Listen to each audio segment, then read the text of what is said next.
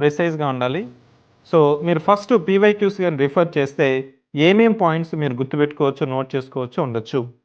ఇంకోటేందంటే ఇక్కడ మీరు వీలైతే స్పైరల్ బుక్స్ వాడాలి. ఎందుకు చెప్తున్నానంటే స్పైరలు అదేవిధంగా యాడ్ ఆన్ చేసుకునే విధంగా ఉండాలి.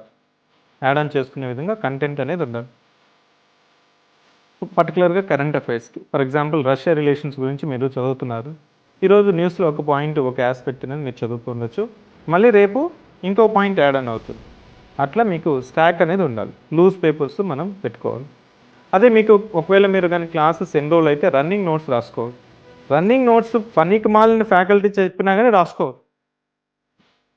ఎందుకు నేను చెప్తున్నానంటే మీరు ఇక్కడ జాయిన్ అయినా, పక్కన జాయిన్ అయినా, ఏ సెంటర్ జాయిన్ అయినా you should respect that faculty. ఎందుకంటే మీరు క్లాస్లో కూర్చుంటున్నారు కదా, 2 అవర్స్ 2.5 అవర్స్ కూర్చుంటున్నారంటే దాని అర్థం ఏంటి? అతను చెప్పింది మీరు అతనికి తెలుసని నువ్వు తెలుసుకుంటేనే, రెస్పెక్ట్ చేస్తేనే అతను చెప్పింది నువ్వు రాసుకుంటావు.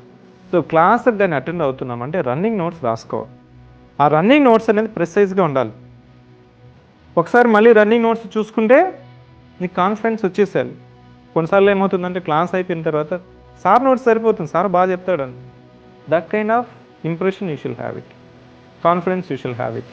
సో ఈ రన్నింగ్ నోట్స్తో పాటు నువ్వేం చేయాలో పీవైక్యూస్ సాల్వ్ చేయాలి. దీన్ని మనము లోకస్ ఫోకస్ మెథడ్ అంటారు. లోకస్ ఫోకస్ పీవైక్యూస్లోనే సిలబస్లో లోకస్ అంటే ఎక్కడిచ్చాడు, ఫోకస్ అంటే అంటే స్కోప్ ఆఫ్ ది టాపిక్ అంటాం చూస్తారా. ఫర్ ఎగ్జాంపుల్ క్లైమేట్ చేంజ్ ఉన్నది. క్లైమేట్ చేంజ్ గురించి నువ్వు 100 రోజులు చెప్పొచ్చు ఒకే టాపిక్ గురించి. కానీ లోకస్ ఫోకస్ అంటే ఎక్కడ అడిగాడు, ఈ క్లైమేట్ చేంజ్ అనే పదం మనకు సిలబస్లో ఎక్కడ మెన్షన్ చేశారు, focus from previous year question అంటే స్కోప్ ఏంటి, లిమిట్స్ ఏంటి అనేది మనకి ఎక్కడ తెలుస్తుందంటే పాత ప్రశ్న నుంచే తెలుస్తుంది.